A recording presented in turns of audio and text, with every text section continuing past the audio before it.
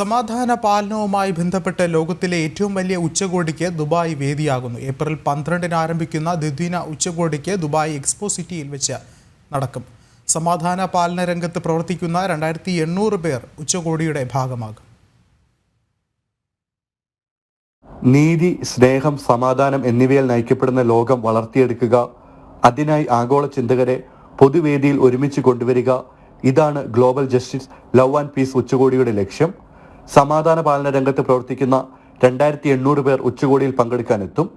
10 Nobel സമ്മാന ജേതാക്കൾ, രാഷ്ട്ര തലവന്മാർ, മതനേതാക്കൾ, സ്പോർട്സ് ചാമ്പ്യന്മാർ, ചലച്ചിത്ര വ്യക്തിത്വങ്ങൾ എന്നിവരുൾപ്പെടെ 72 പ്രമുഖ പ്രഭാഷകർ ഉച്ചകോടിയുടെ ഭാഗമാകും. One planet one voice global justice love and piece എന്ന പ്രമേയത്തിൽ നടക്കുന്ന ഉച്ചകോടിയുടെ രക്ഷാധികാരി UAE സഹിഷ്ണുതാ കാര്യമന്ത്രി ഷെയ്ഖ് നഹ്യാൻ ബിൻ മുബാറക് അൽ നഹ്യാനാണ്. പരിപാടിയിൽ അദ്ദേഹം മുഖ്യ അതിഥിയായി പങ്കെടുക്കും. നീതി, സമത്വം, കാരുണ്യം, സമാധാനം എന്നീ മേഖലകളിൽ നൽകിയ അസാധാരണ സംഭാവനകൾക്ക് 28 വിശിഷ്ട വ്യക്തികളെയും സംഘടനകളെയും ഉച്ചകോടിയിൽ ആദരിക്കും. ലോകമെമ്പാടുമുള്ള 1 ദശലക്ഷം സമാധാന പാലകരെ ലക്ഷ്യമിട്ടുള്ള ഐ ആം പീസ് കീപ്പർ പ്രസ്ഥാനത്തിന്റെ ലോഞ്ചിങ്ങും ഉച്ചകോടിയിൽ നടക്കും. ജനം, ദുബായ്.